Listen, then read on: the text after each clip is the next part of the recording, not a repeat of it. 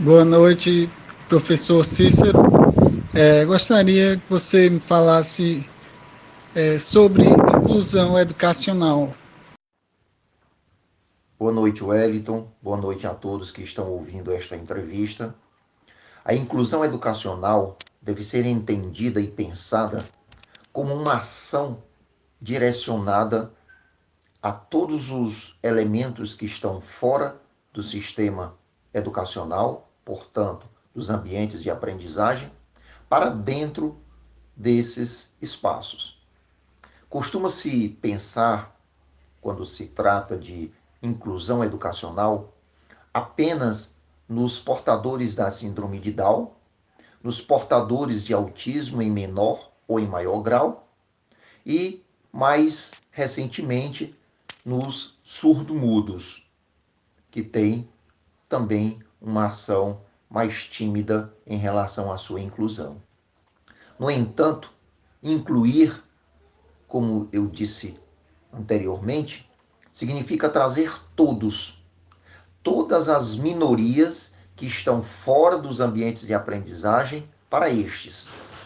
Então, nós devemos pensar que, além desses grupos citados anteriormente, nós temos os negros, nós temos os índios e também, por que não dizer, os jovens e adultos que, por motivos diversos, não conseguiram se manter dentro das escolas.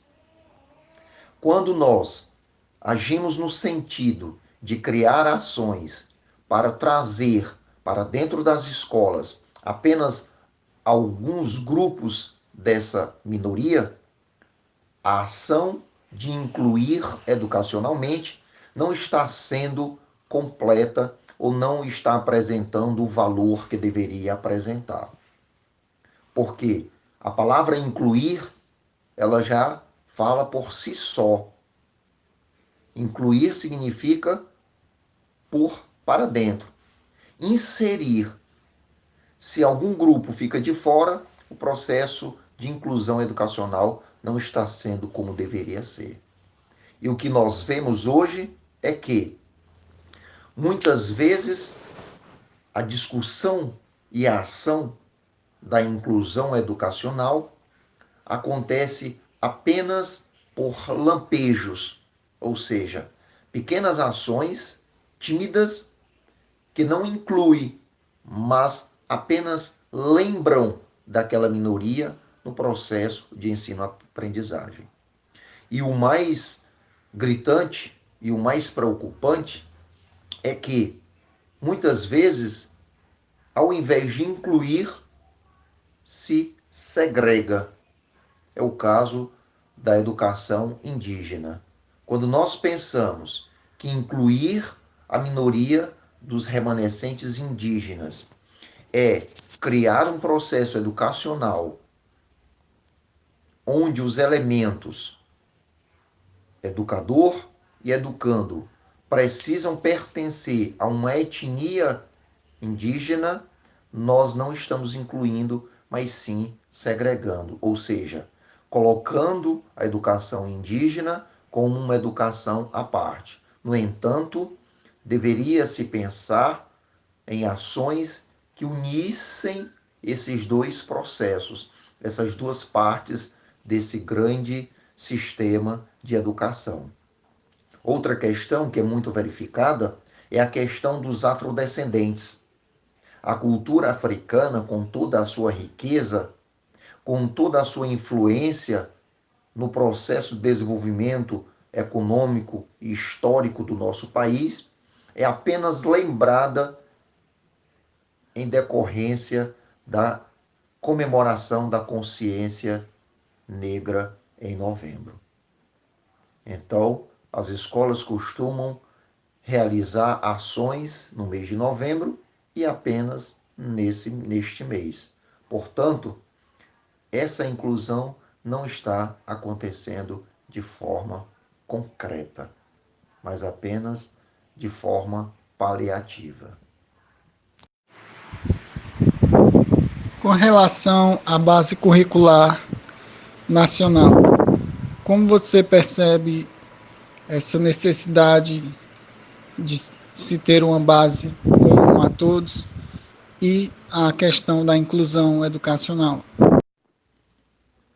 No que diz respeito à base curricular comum, eu vejo como uma necessidade para todos os componentes do território nacional.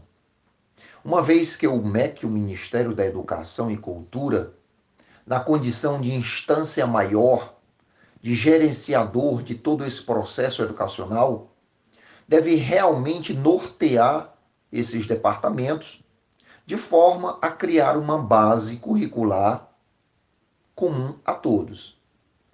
No entanto, representa um equívoco imaginar que essa base curricular comum a todos deve ser seguida de forma hermeticamente fechada, ou seja, sem garantir adições, sem garantir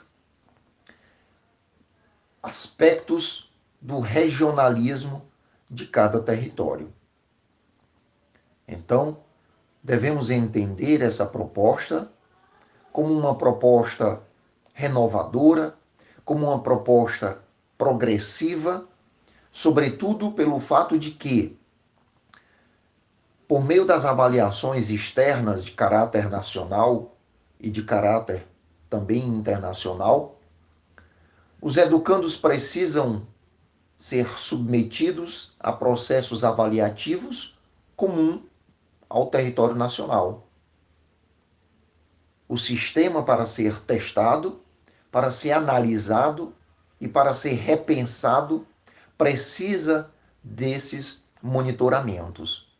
Então, se você tem uma base curricular comum a todos, esse monitoramento, esse exame nacional ou internacional ocorre de forma mais tranquila e mais geradora de informações acerca do sistema.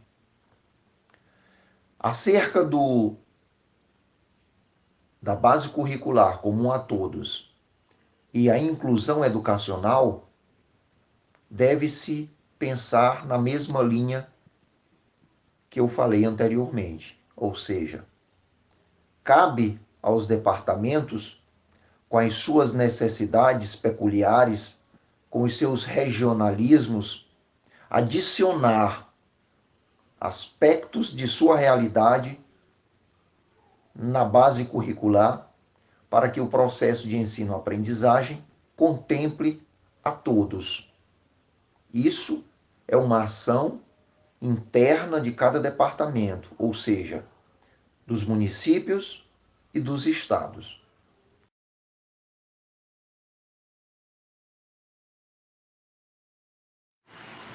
De que modo é trabalhado esse tema na sua escola?